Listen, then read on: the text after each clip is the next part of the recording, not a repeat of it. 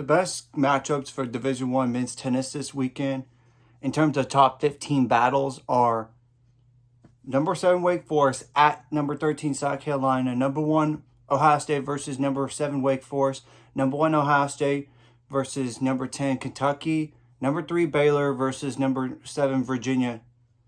Now, I would say for South Carolina to have success against Wake Forest with the doubles point, I'm going to start with that scenario. South Carolina needs to win the following in singles.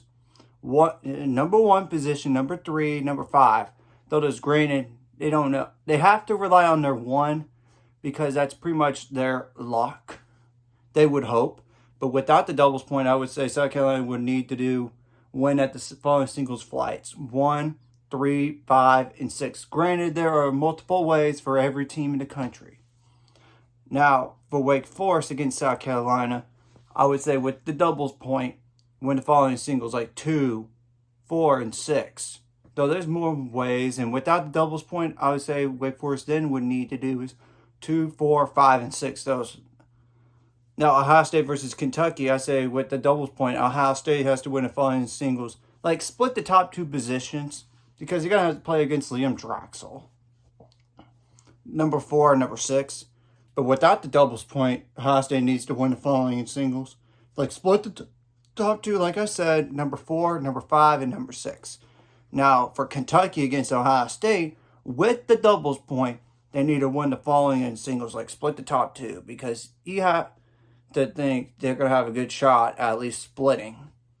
I don't know about winning both, and I would say 3 and 5.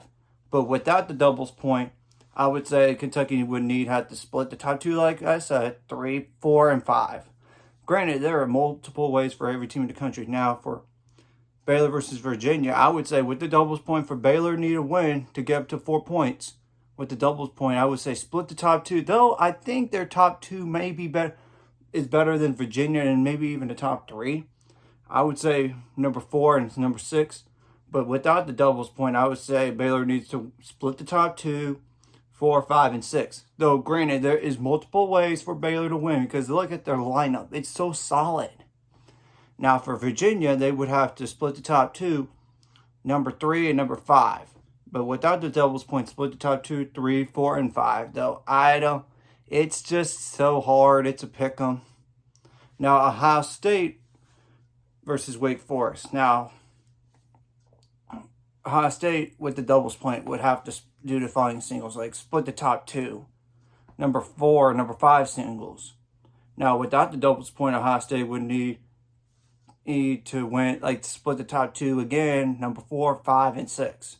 Now, for Wake Forest, with the doubles point, split the top 2, you would hope for a split, number 3 and number 6. But without the doubles point, Wake Forest needs to win, like split the top 2, number 3, number 4, number 5, and number 6. So that is like 1, 2, 3, 4 top 15 showdowns. That's just some to name, and I granted, for all the teams listed, there is multiple ways to win a match. I just am guessing where they could happen, but you never know. And Baylor is so hard to predict because, look, their number 1 through, their 1 through 6 is so hard. They could go multiple ways to win, really.